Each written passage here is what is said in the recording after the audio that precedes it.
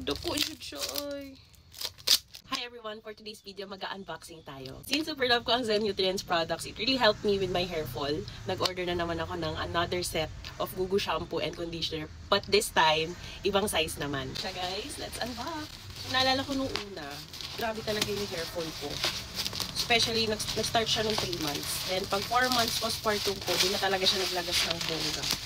So yung una kong in-avail na Gugu shampoo and Gugu conditioner is yung 150 ml lang. Maliit lang yung na size. Napapakita ko sa inyo. Itong size yung una kong in-avail, 229 pesos lang to. Tapos, nag-reorder na naman ako kasi yun nga, nahiyan yung buhok ko. Ayan siya, nagtatayuan pa rin siya hanggang ngayon. For now, gusto ko malaking size naman. Open. Ito siya. Zen Nutrients. Hindi ko na lang mag-unboxing.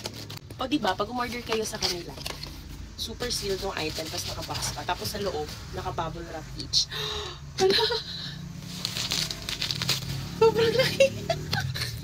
Ang laki ng Gugu conditioner. Parang pang 1 year ko na to. Pa isa. Uy, ang laki! New packaging yata to nila. Ang laki! Tapos ang ganda ng conditioner niya kasi the pump. Mas maganda kasi yung ganito yung conditioner. Kasi magkaiba ng consistency si Gugu shampoo at saka si Gugu conditioner. Tapos, look, oh. Kita-kita mo yung Gugu sa loob, yung Gugu bark. Diba? Natural ingredients to ha, natural ingredients. Pag naging loyal ka talaga sa brand, kahit anong size meron ka na. So, meron ako 150, may 250, at meron na rin akong isang ganito. 1 liter na to. 1 liter na. And, new packaging.